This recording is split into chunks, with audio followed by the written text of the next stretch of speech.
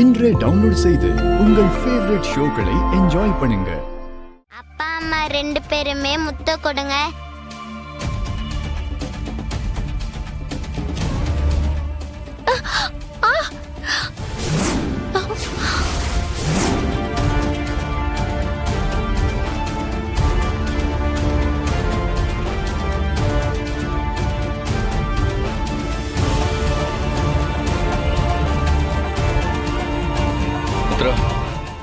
இன்னைக்கு என் பர்த்டே. நீ தான் எனக்காக இந்த ஏற்பாடெல்லாம் பண்ணியிருக்க. பட் எதிர்பாராமல் சில விஷயங்கள்லாம் நடந்து எல்லாமே சுத்தமாக மிஸ் ஆயிடுச்சு. நான் உன்னை ரொம்ப டிசப்பாயிண்ட் பண்ணிட்டேன். இல்லை, எனக்கு புரியுது. பட் இந்த சுச்சுவேஷனில் எனக்கு என்ன பண்ணுறதுனே தெரியல. பொண்ணுங்களை மரியாதை இல்லாமல் யார் நடத்தினாலும் அதை பார்த்துட்டு என்னால் சும்மாலாம் இருக்க முடியாது.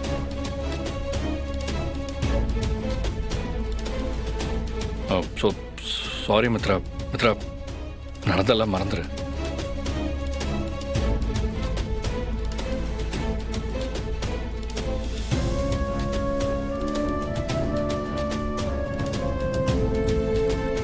ஹாப்பி பர்த்டே ஆதி.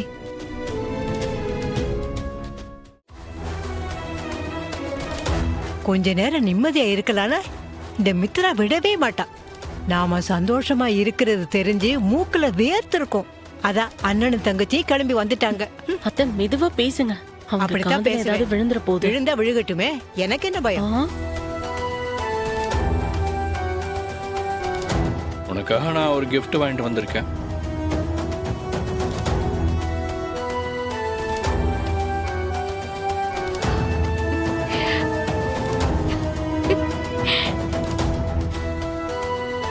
ஆதித்யா,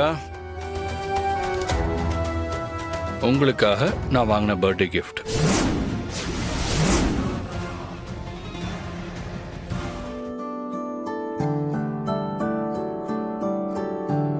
பிடிச்சிருக்கா?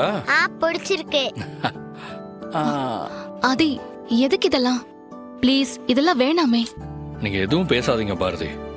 இது உங்க சாய்ஸ் இல்ல. நான் ஆதித்யாக்காக அவன் பர்த்டேக்காக வாங்கின கிஃப்ட். இதை வேணான்னு சொல்றதுக்கு உங்களுக்கு எந்த ரைட்ஸும் கிடையாது.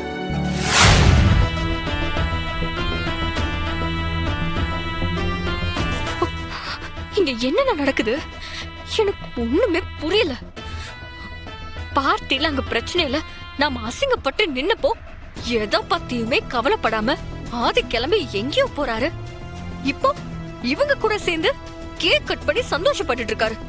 மித்ரா, ரிலாக்ஸ். எனக்கும் என்ன சொல்றதுனே தெரியல மித்ரா. நானும் இங்க நடந்ததை பார்த்து ஷாக் தான் ஆயிருக்கேன்.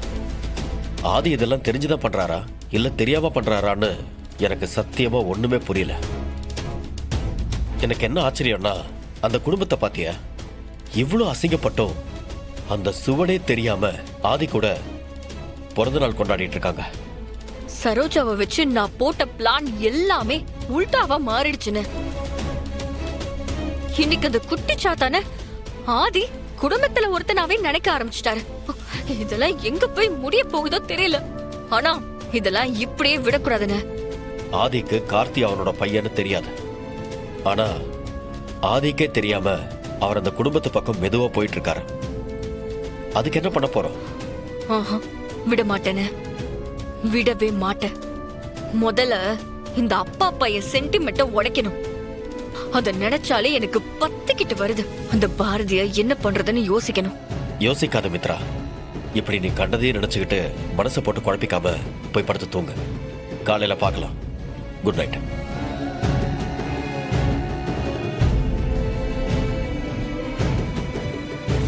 அவன் உயிரோட இருந்தா அது நம்ம 2 பேருக்குமே பிரச்சனை தான்.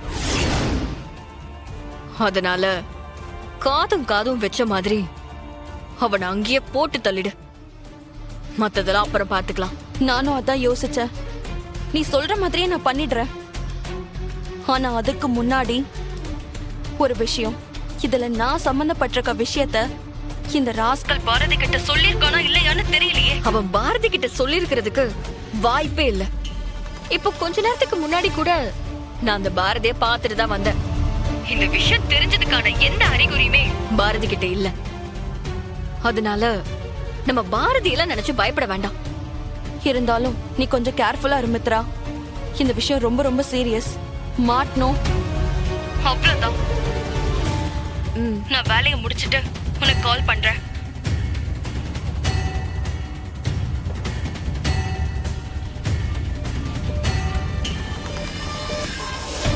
அவன் என்ன சின்ன பையனா, வந்துருவான் பாரு. நீ தூங்கு. சரிம்மா, நீங்க 2 பேரும் தூங்குங்க. நான் அவனுக்கு ஃபோன் பண்ணிட்டு வந்துடுறேன். ம்? டேய் குமார், சொல்லுங்க மேடம். மயக்கத்துல இருக்கவன மயக்கம் தெளியாம அனுப்ப வேண்டிய இடத்துக்கு அனுப்பிருங்க. இனி இவன் உயிரோட இருக்க கூடாது. நீங்க சொல்லிட்டீங்களா மேடம்? நாங்க பாத்துக்கிறோம் மேடம். ஆளை காலி பண்ணிட்டு காணா போனமா ஆக்கிடுங்க. இவன் தலை முடி கூட யாருக்கும் கிடைக்க கூடாது. வேலையை கரெக்டா முடிச்சிடும். நீங்க கிளம்புங்க. எந்த சூழ்நிலையிலையும் வேலையை முடிச்சிட்டு எனக்கு கால் பண்ணிடாதீங்க. உங்களுக்கு சேர வேண்டிய பணம் நீங்க இருக்கிற இடத்துக்கே வந்து சேரும். சரிங்க மேடம்.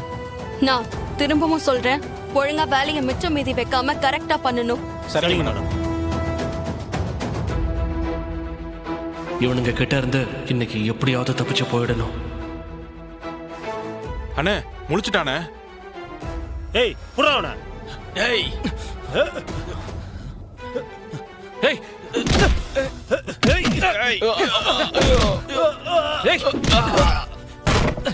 ஐயோ அண்ணே ஓடுறானே. அண்ணே அங்க போறானே. டேய் நில்றா டேய். ஓடாதடா. ஓடாதடா.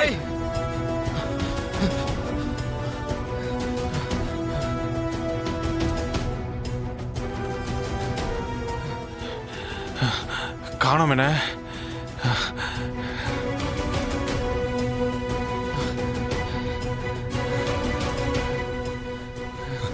சரிங்கண்ணா.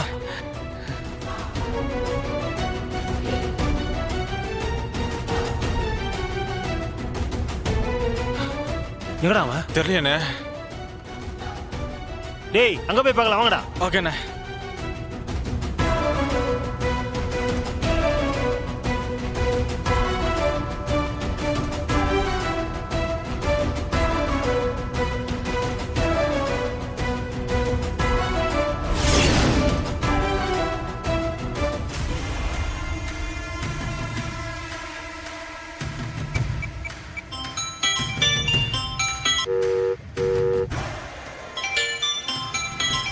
போன் எடுக்கா. நான் மனோகா.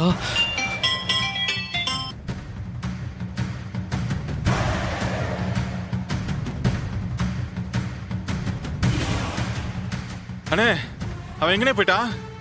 அண்ணே அவனை இன்னைக்கு மிஸ் பண்ணவே கூடாதுண்ணே. மேடத்தை பத்தி தான் உனக்கு தெரியும்லண்ணே. இன்னைக்கு அவன் மிஸ் ஆக மாட்டான்டா.